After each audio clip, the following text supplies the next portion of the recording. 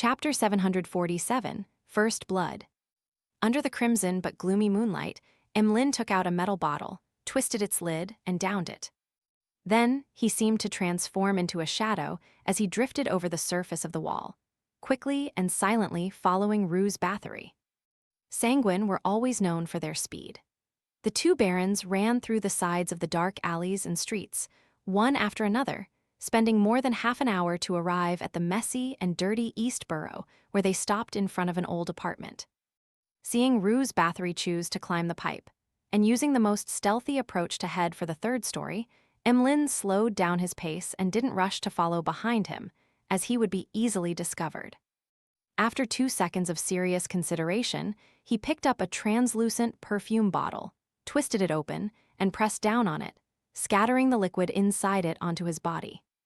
This potion only had one use: eliminate his smell to make it identical to his surroundings. After putting down the bottle in his hand, Emlyn raised the brass bottle and downed the liquid inside. A potions professor sure is troublesome. He mumbled, looking down as his hands became transparent.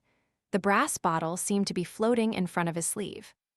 After Emlyn stuffed the tiny bottle away, all that was left was a formal suit, a top hat, and a pair of leather shoes without any buttons or laces. They formed a human shape as they moved about.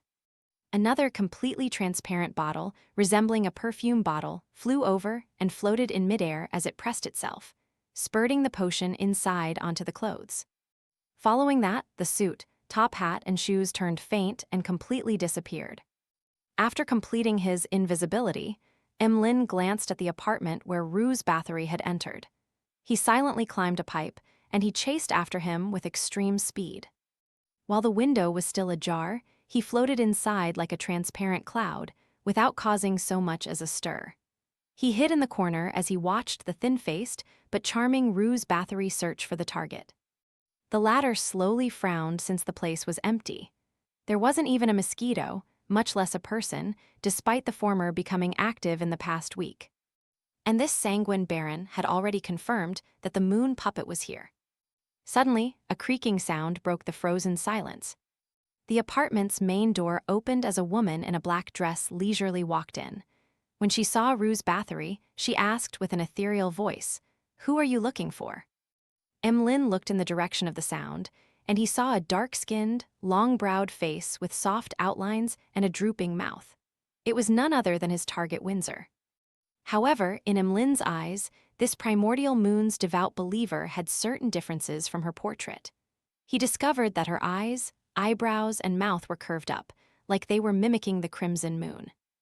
And her forehead, cheeks, neck, and every layer of skin that she exposed had patches of withered grass and flowers. Man, what did Rue's Bathory sell to her? Why would she become like this? Emlyn jumped in fright as he felt the hair on his back stand up. Meanwhile, withered grass mixed with dried flowers grew from the floor, walls, door, and ceiling in swaths. They began to isolate the room from the outside world, creating an extremely strange scene. Once Rue's Bathory caught the smell of danger, he didn't attempt to converse with her. Without any hesitation, he took out a metal bottle and downed the liquid inside. Puh! He threw the bottle as his body dragged out afterimages as he pounced towards the mutated Windsor. His fingernails extended as they swirled with black gases.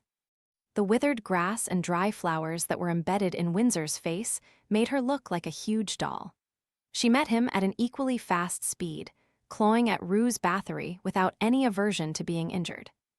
Bangs, bangs, bang. After a series of collisions, Rue's Bathory was sent flying back as he slammed into the wall.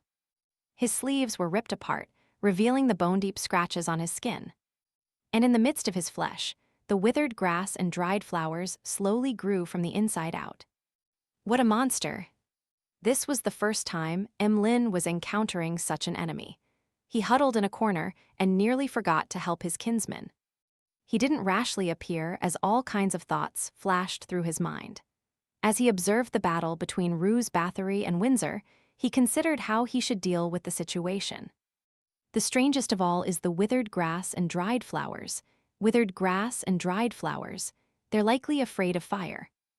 Emlyn's heart stirred as he immediately abandoned his invisibility, took out another metal bottle, twisted its lid, and downed it. He then spewed out all the liquid in his mouth. The grayish-red liquid ignited upon contact with air, extending its scorching flames to the side. The flames stacked upon each other as the fire extended. Instantly, they engulfed the room in a scarlet ocean of fire. Amidst crackling sounds, the withered grass and flowers were ignited one after another as they rapidly spread the flames to their own kind. In just a few seconds, the sealed environment was on the brink of destruction. As for the grass and flowers on Windsor's body, they were also turning aflame. At this moment, Roose Bathory had a gaping hole dug through his chest, making him lose a great portion of his combat strength. He was relying on the Sanguine's extraordinary recovery ability to barely hold up. Seeing his enemy as a flaming torch, Emlyn acutely noticed that her aura was weakening. He didn't hesitate to lunge forward, circle around Windsor, and deliver several clawing swipes. Beneath his feet, wisps of black gas rose and swirled around the primordial moon believer like chains that bound her vitality. Bangs, bang, bang, bang, bangs, bang. Intense and short bursts sounded as the two figures suddenly closed the distance. All movement within the scene had vanished in the end, as Emlyn grabbed Windsor's throat with his left hand, raising her up. After hesitating for a second, he saw her hideous appearance and snapped her neck. Puh! A thin, miniature wooden puppet embedded with withered grass and dried flowers fell from Windsor's body as the flames in the apartment gradually died out. Emlyn yanked Windsor's mutated head, turned around, and faced the heaving Roose Bathory. He then pressed his free right hand to his chest, and he bowed with a smile. "Thank you for your help." Seeing Roose Bathory instantly turn furious and helpless, Emlyn added in great delight, "Remember to hand over the puppet and the Beyonder characteristic to Lord Nibs. They might be problematic." After saying that, black gases coagulated behind him, turning into two illusory bat wings. With a whoosh, Emlyn flapped these wings as he turned to fly out the window and land in the dark, nearby alley. When he landed, he quickly converged the black gases and turned to look around. Seeing that Roose Bathory hadn't followed him, Emlyn heaved a sigh of relief as he pressed his fist to his mouth. As he coughed, he mumbled, "I hate fire, I hate smoke." He was just about to leave Eastborough when he felt a chill run down his back. Emlyn's mind instantly tensed up as he held onto Windsor's mutated head, slowly turned around, and looked at the shadows in the corner.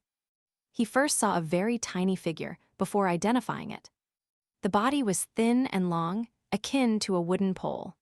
Its eyes and mouth were curved like a crescent, and its surface was embedded with plenty of withered grass and dried flowers.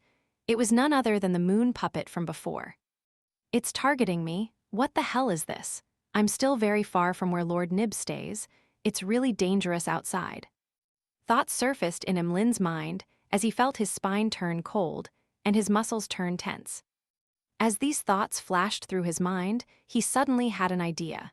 He stared at the moon puppet and he murmured in ancient Hermes, "The fool that doesn't belong to this era." The mysterious ruler above the gray fog. The king of yellow and black who wields good luck. Can a man have some sleep in the middle of the night? Klein sat up as he rubbed his temples in fury. He quickly left his bed, took 4 steps counterclockwise, and he entered the space above the gray fog. He then took his seat that belonged to the fool. "It's that fellow, Emlyn White." Klein gave a glance as he curiously emanated his spirituality, touching the crimson star that represented the moon. He then saw a stiffened Emlyn, and he saw the thin, strange puppet looking straight at him. The puppet was cloaked in a rich but illusory crimson moonlight. They were undulating like a tidal wave, making a connection with something high in the sky. At this moment, the crimson moonlight was spreading silently, enveloping Emlyn White within. "There's a problem. There's something wrong with this puppet." Klein, who could see more with the gray fog's aid, didn't hesitate to summon the sea god's scepter from the junk pile into his hand. The blue gems on the end of the bone scepter lit up one after another, emitting a blinding luster. After chanting Mr. Fool's honorific name and seeking his assistance, Emlyn felt his already cold blood turn colder. It felt like it would slowly freeze into ice. This made his body rapidly turn stiff, as he watched the moon puppet stumble and swagger towards him. At this moment, a silver bolt streaked down into the alley, causing all the gloom and darkness to scatter. Puh! The lightning bolt sizzled into a ball of lightning and landed on the moon puppet, drowning it in a swath of silver.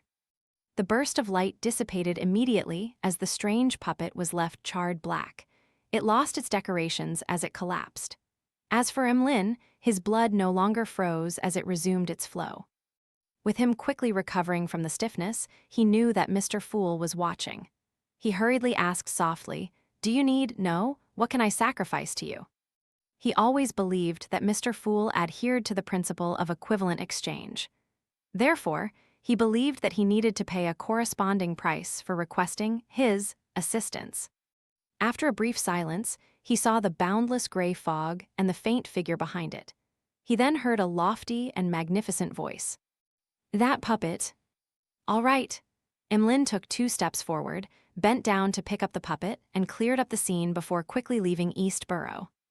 As for Klein, he cautiously used a paper angel to disrupt any divination before returning to the real world. Just as he was planning to head back to bed, he suddenly discovered the moonlight brighten outside as it seemed stained with blood. Klein walked to the window in puzzlement. When he looked out, he saw that the crescent had turned full at some point in time. It was scarlet red like blood. Another blood moon. Blood moon. Alger Wilson looked up at the sky as he steadily walked into the lightning cathedral ahead of him. This was the place he would be giving his report tomorrow. And in the middle of the island, at the peak of the towering mountain, there was another cathedral named the Chasm of Storm. It was the headquarters of the Church of Storm's headquarters, the holiest of holy temples.